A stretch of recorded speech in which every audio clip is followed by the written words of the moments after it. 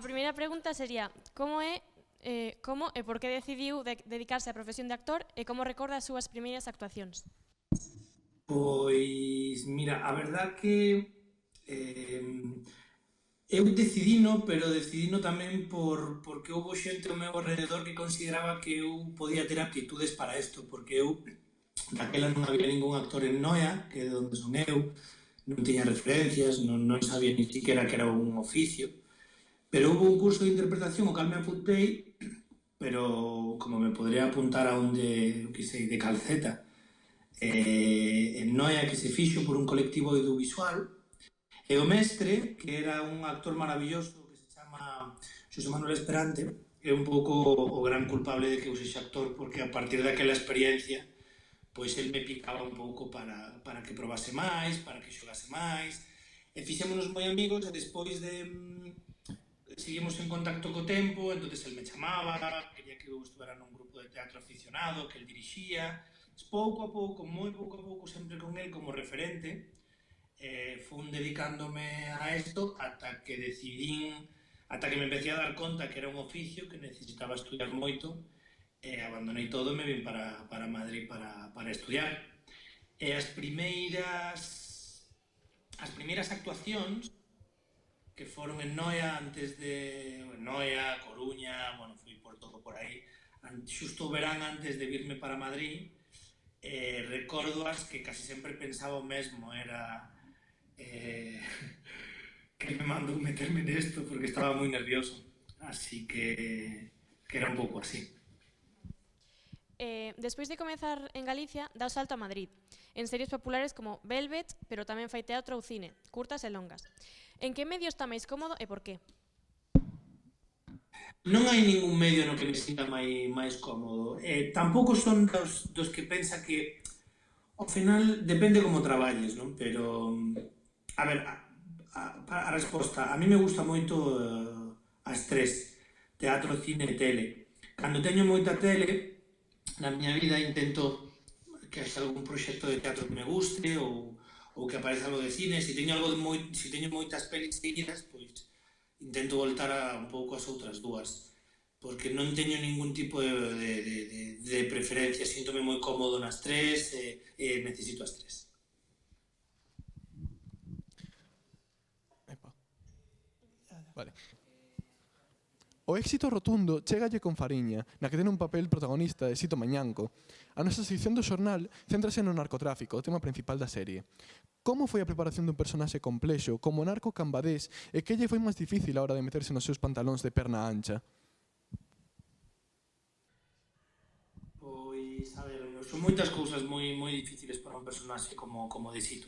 Para empezar, a máxima dificultade cun personaxe que existeu, real, e ti vas a levar o seu nome e o seu apellido, é un ser humano que está vivo, partindo desa complexidade, non? Partindo da complexidade de que temos unha novela que conta unha serie de datos que están demostrados e que hai unha parte que é ficción. E hai que darlle unha evolución enorme dende que no tempo en concreto no que decidimos facer a serie, que máis ou menos desde que el se achega ao tabaco ata o final, había que darlle todo ese percorrido. Entonces, como me preparo? Pois me preparo durante... Tive a fortuna de que me deron os guións como 8 ou 9 meses antes de empezar a traballar, que me deron moita liberdade, co cal un amigo meu sempre di que todo o universo está nos contactos do teu teléfono móvil. Entonces empecé a chamar porque sabía que alguén tiña un primo que era policía, por si coñecía non sei quen. Entonces, eses contactos novos que foron aparecendo na miña vida empezaron a darme outro tipo de contactos e durante moitos meses estuve en reunión con moita xente que estuveron máis ou menos preto de Sito, máis ou menos preto da xente que rodeaba a Sito, tuve en conversacións con xente que persigueu a Sito. Entón era moi curioso porque todo o mundo me falaba de unha personalidade, a veces era contradictorio, pero todos tiñan cousas en común, a verdad. Que era un enorme carisma, era un tipo, parece ser que era que vai un pouco anti o que se pode presumir do que é un malo al uso nunha ficción. Entón, despois de todo eso, ensayar moitísimo con Carlos Sedes e Jorge Torregrosa, que son os nosos directores, pois decidimos que a vía que íbamos a tomar era un pouco a que tomamos ao final. Vostede naceu e criouse en Noia, unha vila que, como a maioría das da costa galega, foi moi golpeada pola droga, sobre todo nos 80 e nos 90, na súa infancia. Como era Noia nesa época e de que xeito lle axudou ser de ali para meterse na pel de Miñanco? A ver, todo axuda moitísimo, axuda moitísimo. O que pasa é que eu era moi pequeno nesa época, entón sí que é verdad que eu a hora de prepararme a serie me di conta de que tiña moitísimas lagunas, que eu rellenei un puzzle pero ca visión dun neno. Por exemplo, sempre nas entrevistas poño un exemplo que é bastante gráfico. Eu tiña como 6-7 anos, íbamos a xogar o fútbol nun campo dunha zona de Noia onde eu vivía daquela. Había sempre uns chavales, que lle chamábamos os chavales, na grada, que para nós eran xente moi maior, pero non deixaban de ser rapaces de 16, 17, 18, 19 anos. E toda esa xente se drogaba. Pero a nós caíanos moi ben, porque eles, aparte de deixarnos xogar no campo de fútbol, cando viñan outros a xogar, eles botábanos fora para que nos xogáramos. Entón eran uns tipos que nos caían moi ben. A día de hoxe non queda ningún vivo. Entón, ese é un pouco o exemplo, non? Eu vivín moi preto de todo isto, pero era demasiado neno como para saber que era o que estaba pasando. O que pasa que despois, ao ter moitos datos da serie, empecéi a encher esos huecos que eu tiña na miña memoria. Vale. Algún dos citados tomaron medidas legais sen éxito contra o libro, como Bea Gondar ou contra a serie, como Ubiña. De que xeito pensa que estas polémicas lle afectaron a serie? A ver, eu creo que non cabe dúbida de que toda a promoción é boa. Eu creo que sí que nos axudou a polémica do libro nun primeiro momento. Sobre todo porque creo que senón a serie tampouco saldría no momento no que saleu. Pero sí que é verdad que creo que a serie era tan suficientemente boa, fixemos un traballo entre todos tan caralludo, que a serie voou a partir do primeiro capítulo independientemente das polémicas que houbera ao redor. Vale. Sito Miñanco foi na súa primeira época un personaxe moi popular na Arousa e en Galicia. De que maneira foi isto unha axuda para crear o personaxe e cales dirías que son as características definitorias da súa personalidade? Home, é complexa, a pregunta é complexa. Está claro que axuda que fora moi coñecido. Hai vídeos de él camiñar, por exemplo, cando hai unha secuencia, non me acordo moi ben en que capítulo, onde se presenta él diante da afición do Cambados, quero dicir, hai vídeos de él que eu puden ver para poder non calcar, pero sí que levar un pouco a un plano máis de realidade tamén o que él era. E despois, tampouco che sabría definir moi ben como é el, porque eu el non o coñecín, entón non deixaría eu de falar por boca de outra xente que fala de él. E hai dúas vertientes moi claras, non? Está a vertiente onde prácticamente o consideran unha especie de monstro, e a día de hoxe todavía existe moita xente que o admira moitísimo por ese carisma que tiña, que todo o mundo está de acordo que desprendía, e que lle axudou a moita xente. Entón, todavía hai moita xente moi agradecida hacia este señor Cocal. Que é este señor? Pois é un cúmulo de todo eso, me imagino. Miñanco pasa por moitos momentos de tensión, como o que ocorre despois da primeira visita a Panamá ou cando o deteñen. Como conseguiu atopar matices diferentes para a interpretación dun personaxe ademais protagonista e con moitos minutos en pantalla? Bueno, esas cousas salen solas. Neste chollo hai moitas maneiras de... A ver, hai moitas maneiras de enfrentarse sempre aos personaxes, en xeral. Hai maneiras de interpretar como actores hai no planeta. O que pasa é que eu considero que se un traballa desde a honestidade, desde a verdade do que está ocurrindo, con todo o traballo previo de ensaios co que está ocurrindo, un non sabe realmente o que pasa aquí, sino que transita por eses sentimentos, por esas emocións, co cal os matices, se están, non é consciente. Eu non penso en matices, eu penso en conseguir o obxectivo de que ten que conseguir o meu personaxe nascer. os matices e as pequenas cousas salen solas do traballo previo que se ten feito, pero un tampouco é consciente de eso en ese momento. Unha escena de tensión é o encontro con Carmen Avendaño e as familias dos moitos afectados pola chegada masiva da droga. Que lle parece o papel das nais que se enfrontaron aos narcos, como foi Avendaño? Na realidade é unha ficción. En ambas? Pois, bueno, na realidade me parece que foi un paso fundamental para poder chegar ao final, porque senón probablemente había demasiados intereses económicos como para que todo isto caese. Como sempre ocurre, cando a opinión pública empeza a virar, as cousas cambias, eso conseguiron elas pola loita e pola maneira que tuveron de enfrentarse, que é moi complexo de facelo ca valentía que elas o fixeron. Porque agora, co paso dos anos, parece máis sinxelo, pero ninguén se atrevera a salir ata que elas o fixeron de verdade. Os primeiros pasos de valentía, porque sempre os primeiros que toman as decisións son os máis valientes, os que van detrás despois sempre teñen máis fácil. Me parece que na ficción hai un traballo maravilloso de todas elas, cunha dirección moi clara de Carlos Sedes e Jorge Torregrosa, que dá gusto ver. As mulleres teñen un papel que o dos homes as mulleres teñen un papel menor que os homes na serie Fariña, se exceptúa a filla de Charrín.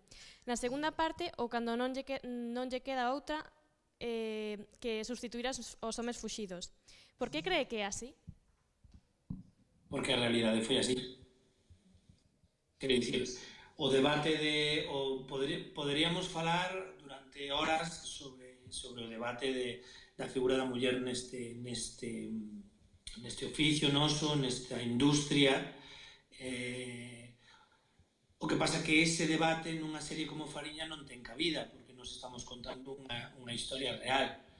Entón necesitamos actores ou actrices en función aos personaxes que había de maneira real, co cal digamos que ata que eles non acaban no cárcere, quen toman as decisións son eles, co cal ao final os protagonistas son eles. Claro, estamos falando tamén dos anos 80, finales dos 70, principios dos 80, finales dos 80, onde na sociedade tampouco había unha sensibilidade hacia o tema da muller, e máis nunha zona como Galicia, co cal é lógico que o peso dramático o leven eles. Que momento da rodaxe da serie recorda con máis intensidade e por qué? En xeral foi unha serie moi intensa, unha serie que ten pouco que ver con outras series, e probablemente tarde moitísimos anos en atoparme unhas circunstancias tan concretas, non? Normalmente nunha serie tes plató, nós non tiñamos plató, todos son escenarios naturais.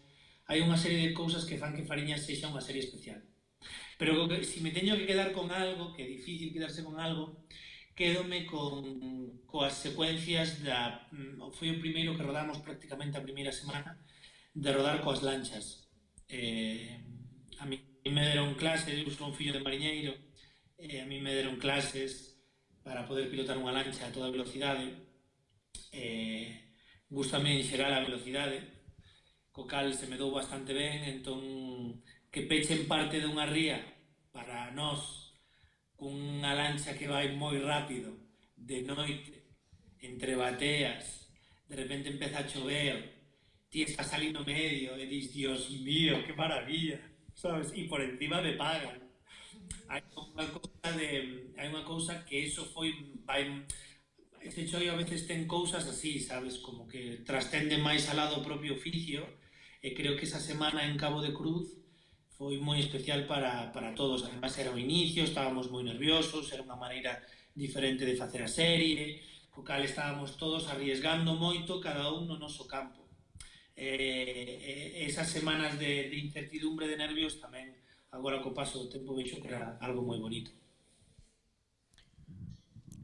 De todos os traballos que fixo ata agora, que houbo de especial en facer de Sito Miñanco en Fariña? De que maneira foi distinto doutros personaxes de series, filmes ou teatro? Bueno, mira, que a mí me toca moito, esta serie me tocou moito porque, fíxate, a min pasoume unha cousa como actor, que eu fixen teatro aficionado, ou fixen teatro de xeito pequeno, e me vin a estudiar a Madrid e xa me quedei en Madrid. Co cal, durante moitísimos, eu empecé a traballar en Madrid, hasta algunha cousa puntual que fixen para Galega fai moitísimos anos, realmente eu me criei en Madrid neste oficio. E a xente, moita xente da industria durante moitísimos anos non sabía que eu era galego. Porque non traballei ali, entón a xente traballaba en castelán, quitei o acento para poder ter máis oportunidades de traballo, etc. Entón, Fariña non solamente me dá a oportunidade de ter un enorme personaxe con xente moi boa dirixindo, cunha productora que admiro, que xa levo traballando varias veces con eles, sino que ademais podo dar rienda suelta ao meu galego que levaba dormido moitísimo tempo porque non facía cousas aí. E para min foi eso moi especial. De que xeito lle parece que a sociedade e a xente da costa galega foron os verdadeiros prexudicados e os narcotraficantes ao final foron os que acabaron gañando a guerra de Fariña? Non gañou ninguén. Non gañou ninguén. Como ti ben dis, nunha guerra non gaña nunca ninguén. Van por diante momentos puntuais uns ou van outros, pero en realidade sempre perde. Aquí perdeu todo o mundo. Perdeu xente que se drogou, nais e pais que perderon fillos, unha xeración inteira, e eles encheronse de moneda de cartos, pero están todos no cárcere, non lles serviu absolutamente para nada. E o pouco carto que puderon guardar, tampouco eles o puderon disfrutar, porque pasarse 20 e pico anos nunha cárcere, pois tampouco... Entón, ao final, en calquer tipo de conflicto destas características, non gaña nunca ninguén. Saiu de algún xeito da serie tendo un coñecemento máis profundo do problema do narcotráfico en Galicia? Sí, agora podo dicir que sí. Que sei de ambos lados, a ver, o meu traballo como actor non é xulgar nunca os meus personaxes. Podo facer de Gandhi e teño fácil. Podo facer dun asesino en serie con 65 cadáveres á miña espalda, é máis complexo, pero eu teño que entender a motivación do meu personaxe. Porque senón non é real, teño que entender por que fai o que fai e defendelo.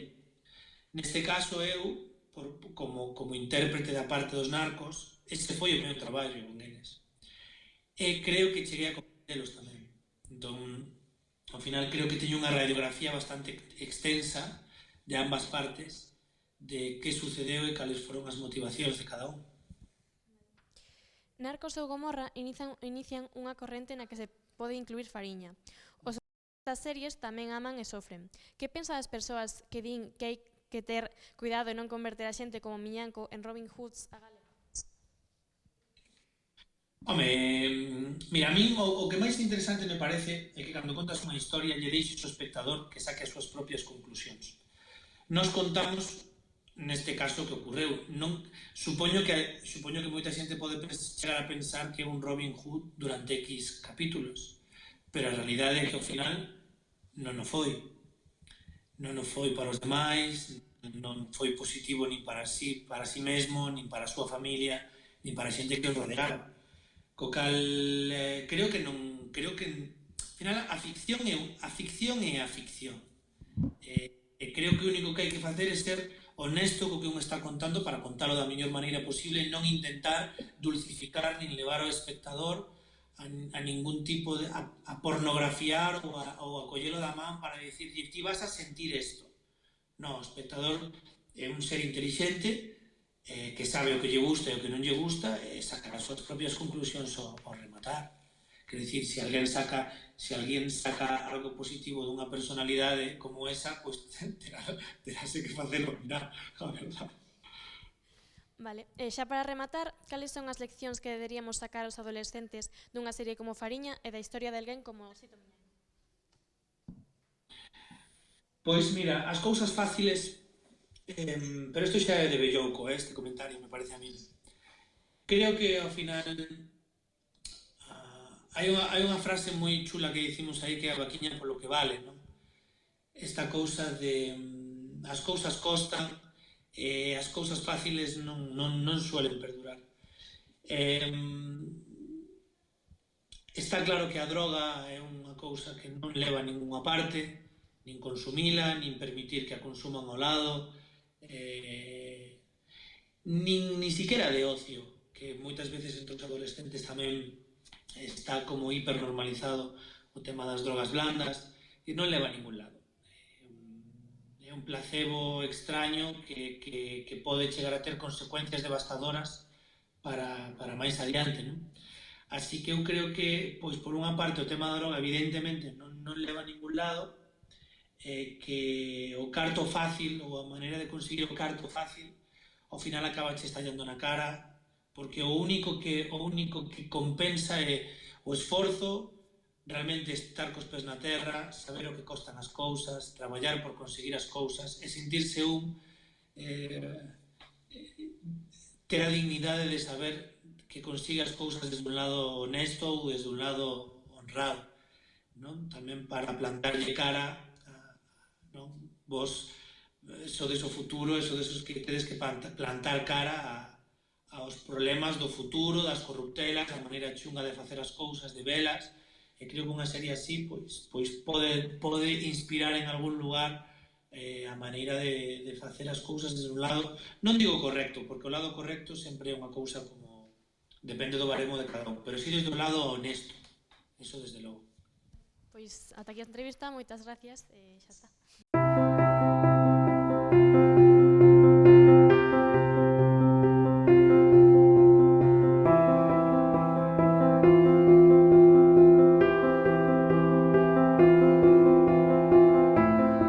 Queríamos dicir unha cousa, foi unha entrevista moito máis chula que moitas veces das que me fan que se dedican a isto, que preguntan cousas raras para sacar cousas raras e non sempre se preguntan por cousas concretas do oficio que son basicamente o que nós temos que contar. Así que moitísimas gracias pola entrevista e polas preguntas.